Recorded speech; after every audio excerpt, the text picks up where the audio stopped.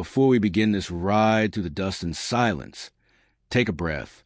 Out here, stories are carved in wind and bone. If you want to keep walking these trails with me, hit that subscribe button before the sun climbs much higher, because what happens next is not something you want to face alone. The scream faded before dawn, leaving only the slow hiss of wind through dry mesquite. Mara lay half buried in the sand beside a dead creek, the night still clinging to her skin. Her lips cracked, her hands raw from crawling. The bruises that painted her arms had already begun to bloom purple in the pale light. She hadn't eaten in 2 days. Water had become a memory. The man who had once sworn to love her, Brent, had left her there after the last blow, riding off with her horse and every dollar she owned. When the first light broke, she saw a shape on the horizon, a cabin slumped against the earth, broken roof, windows long gone. It looked abandoned, but the desert didn't offer choices. She dragged herself forward until splinters caught her palms on the doorway. Inside smelled of dust and ghosts. A table stood crooked, a bed frame eaten by rust. She collapsed beside it, whispering something that might have been a prayer. Then nothing. Hours passed. The sun rose higher, cruel and white. Somewhere far off, a horse's hooves approached, slow and steady. The door creaked, and a shadow filled the frame. A man stepped inside, tall, shoulders bowed by time, eyes the color of storm clouds. Abel Kane. 10 years since he last crossed his threshold. 10 years since the night his wife had died here bringing a child that never breathed. Every board still carried her echo. He had come to face what he'd avoided for too long. Instead, he found Mara motionless but alive. For a moment, he thought she was a spirit sent to test him. But the heat rising from her skin was real, her breath shallow but steady. He fetched water from his canteen and lifted her head just enough for a sip. Her body trembled. Her throat worked like she was swallowing fire. He didn't know her name, didn't ask. He only knew that mercy sometimes arrived too late, and he would not let that happen again. He carried her outside, set her on his horse, and began the long ride home across the open plain. The desert stretched endless and gold. Mara drifted in and out of consciousness, catching fragments of sky, dust, and the low rhythm of hooves. She didn't know where he was taking her. Only that for the first time in days, she was moving towards something that felt alive. By the time they reached the ranch, the sun had burned to copper. The house was small, weathered wood, one barn, a windmill that moaned with every turn. Abel lifted her down, careful not to wake the pain beneath her bruises, and carried her inside. He laid her on a narrow bed, fetched water, built a fire, and made broth from what little he had. The cabin filled with the smell of smoke and quiet purpose. When Mara woke again, it was night. The lamp burned low. Abel sat near the door, eyes half closed, shotgun resting against his knee. For the first time since the desert, she felt the weight of fear lift, replaced by something uncertain but warm. The wind outside howled across the plains, but inside there was stillness, the kind that asked you to trust it. Morning came with the scent of coffee and rain. Abel handed her a cup. She drank in silence, the heat burning away the chill that had lived in her bones. She wanted to speak, to ask why he'd helped, but his gaze told her not to waste strength on questions without answers. Days passed. Her strength returned slowly. The bruises yellowed. The fever broke. She began to walk again, light and unsteady. Abel worked the land as he always had, saying little, moving with the deliberate patience of a man who'd buried too many things to rush what lived. Sometimes she caught him watching her from the corner of his eye, like he wasn't sure she was real. Then came the day he hitched the wagon and told her come. He needed supplies in town, and maybe, he said, she needed to see faces again. She agreed, though the thought twisted her stomach. The town was small, its dust rising like ghosts with every step. People stared, the way they always do at strangers with scars they can't hide. The general store smelled of coffee and rope and old leather. Mara kept her head down, holding the list Abel had written. She almost made it through the day unnoticed, until a voice slid to the noise like a knife through cloth. Brant.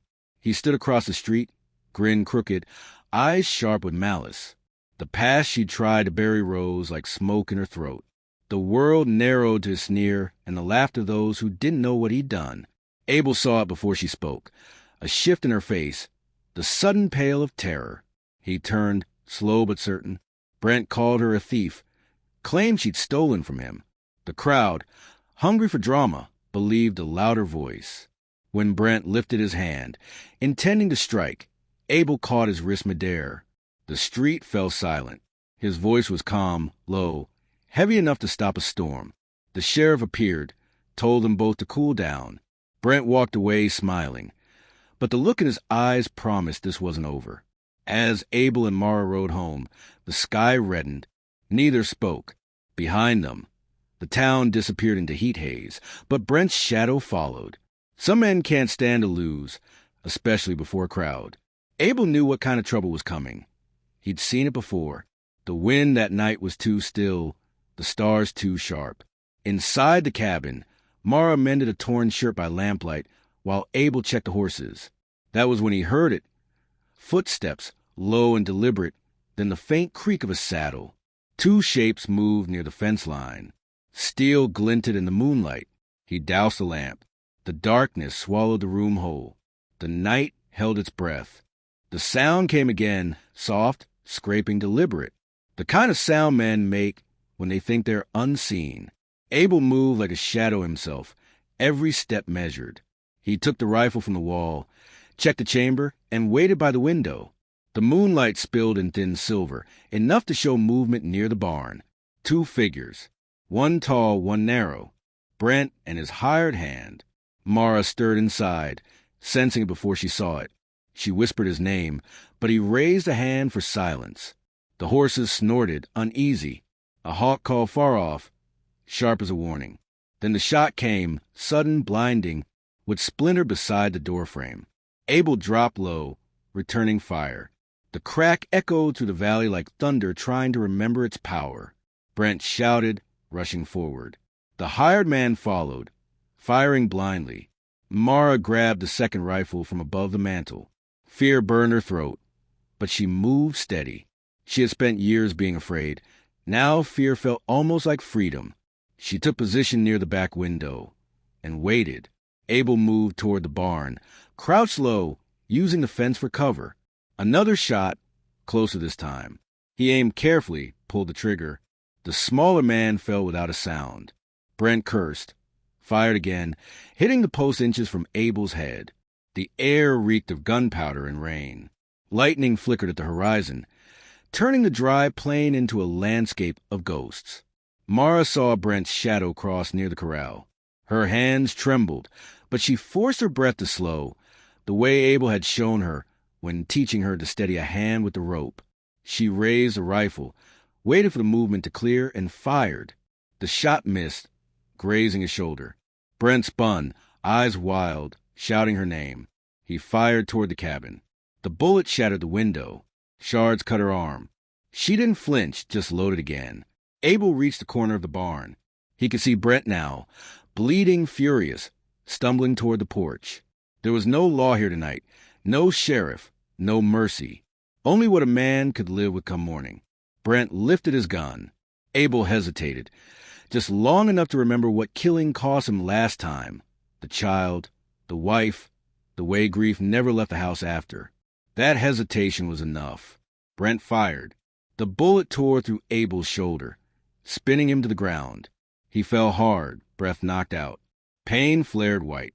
Through it, he heard Mara's voice, not words, just a sound that broke something in the dark. She ran from the house before she could think, blood streaking her arm, dress torn by glass.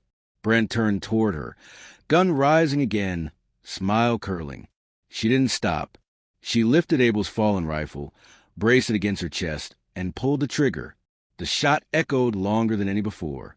Brent staggered backward, eyes wide, hands clutching the wound blooming crimson across his chest. He tried to speak, but only blood came. Then he fell, heavy and final, into the dust. Silence followed, thick, total, terrible. Rain began falling slow, cold drops. The windmill creaked once and went still. Mara dropped the rifle. Her breath came ragged, shaking through her whole body. She fell beside Abel, pressed her hands against his wound, whispering his name over and over like the repetition could keep him alive. His eyes fluttered open, clouded with pain. Lightning flashed again, lighting the ruin they'd made.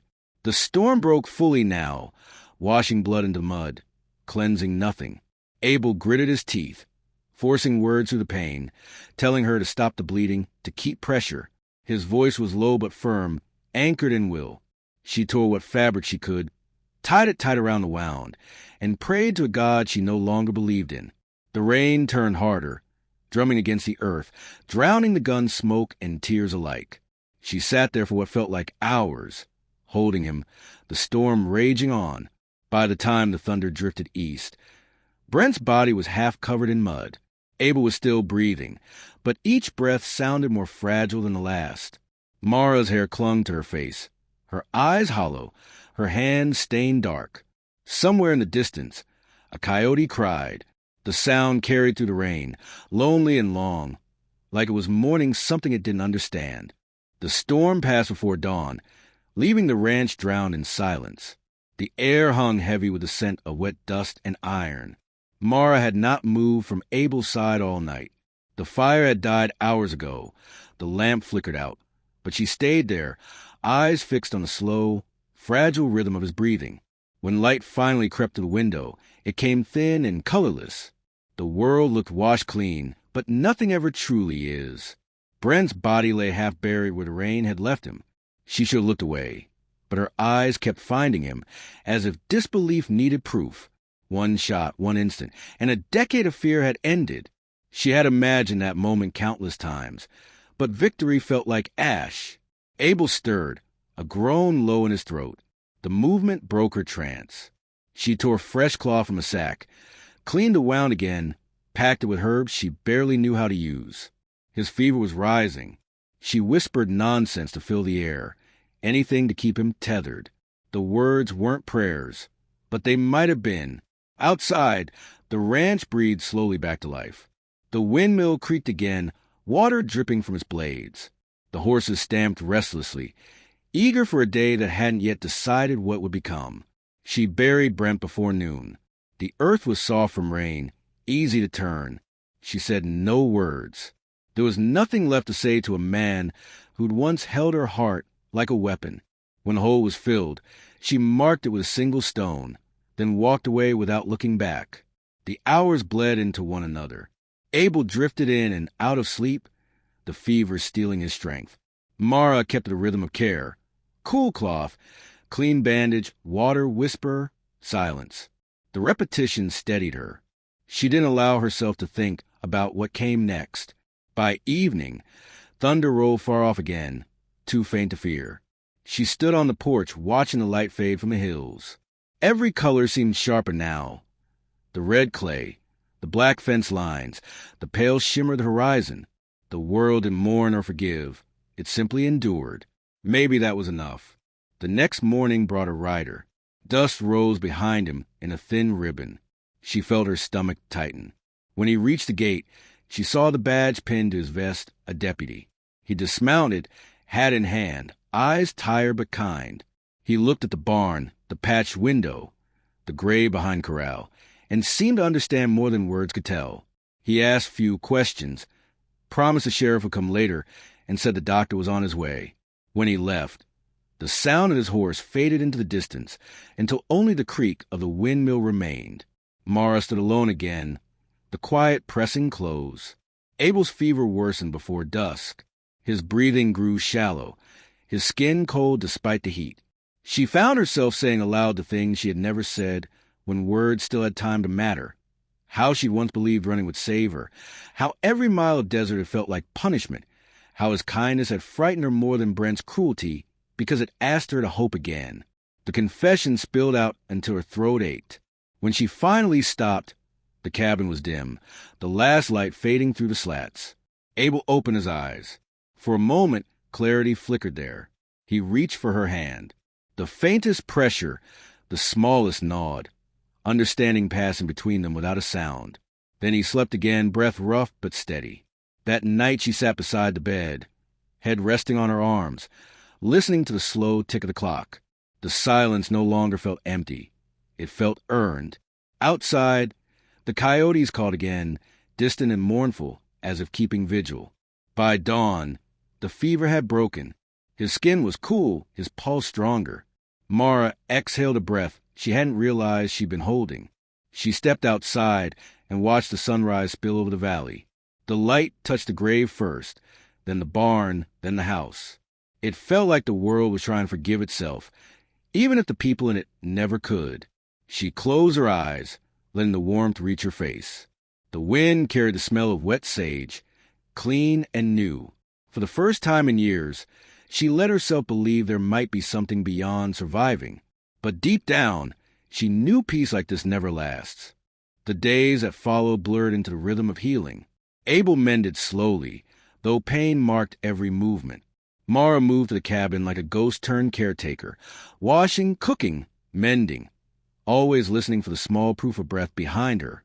The world outside had gone quiet again, that uneasy peace that settles only when violence has taken its due. By the third day, the doctor arrived, an old man whose hands trembled from years of work and whiskey. He cleaned the wound, changed the dressings, left powders for pain. He told Mara the worst had passed, but the bullet had left a shadow deep inside, something that would never quite heal. He tipped his hat, mounted his horse, and was gone before she could thank him. When the dust settled from his departure, the ranch felt heavier. The silence of the land was not emptiness. It was memory. Every breeze carried what had happened, whispering it through the grass. Abel began to walk again by the week's end. Each step looked like an argument with gravity. He would make it to the porch and stand there for long minutes, staring at the horizon as if trying to find a part of it that still belonged to him. Mara watched from the doorway, afraid to break whatever spell held him upright. Sometimes, in the reflection of the window, she saw how the light caught the gray in his hair, how years of sorrow had carved their marks deep but not unkind. They spoke little. Words felt too heavy, too easily misunderstood. They shared silence instead, comfortable, steady, almost holy. But even silence cannot stop time from coming.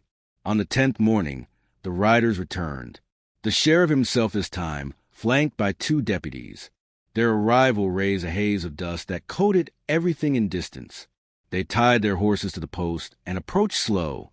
Mara met them halfway, heart thudding. The sheriff tipped his hat, gaze sweeping across the property. The grave, the patched windows, Abel's bandaged arm. He asked the question she expected. She told him what she could. That Brent came armed, that the storm had hidden everything, that Abel had been shot defending them both. The sheriff listened, eyes narrow but not unkind. He said the law might see it that way, though the town whispered differently. Brent had friends, after all. He left without promise, only the weight of procedure hanging in the air. The riders disappeared into the dust once more. Abel watched from the porch, jaw tight, knowing justice in these lands was never blind, only selective. That evening, the light turned copper again, same as the night everything had changed. Abel sat outside, hat in hand, staring at the endless stretch of prairie. When Mara joined him, he didn't turn. He spoke low, his voice frayed but certain. He said he couldn't stay. Not because of fear, but because the place held too many ghosts, hers, his, theirs.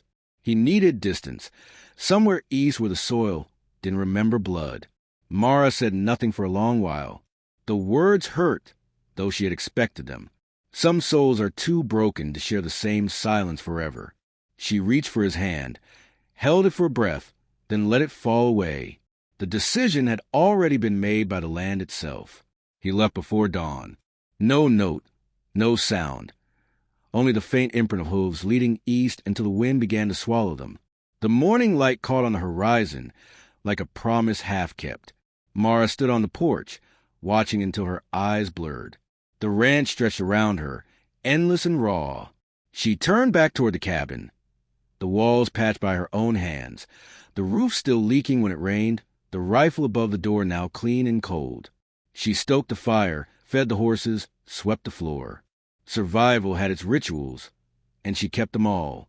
Weeks passed. The sheriff came once more, left without questions. The world moved on, as it always does, erasing footprints and sins alike. Grass grew over Brent's grave. Wildflowers claimed the edges of the corral. The land healed faster than the hearts that lived upon it. Sometimes, in the still of dusk, Mara heard what she thought was a horse far off in the east. The sound would drift across the plain, faint and steady, then fade into the wind. She never knew if it was real. Maybe it was Abel. Maybe it was only the memory of leaving, circling back to remind her that love and loss often were the same boots. She stayed, because someone had to, because the land deserved witness, because there are stories that can't end with riding away. They end with remaining, with tending, with remembering. When the first snow came, she stood on the porch again, watching flakes fall onto the grave, the bar in her hands.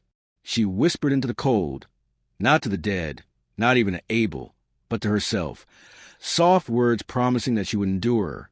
Out here, endurance was the only prayer that mattered. The wind rose, carrying her voice across the valley. The light dimmed. The world folded into shadow, and the ranch stood silent once more, keeping its secrets under the weight of sky. And if you've stayed with me through this, through the dust, the blood, the ache, don't turn away now. There are more stories buried in this soil, more ghosts still waiting to speak. So before you ride off into your own dusk, subscribe, stay near, and keep listening. Because out here, every shadow has a story, and the next one is already waking with the wind.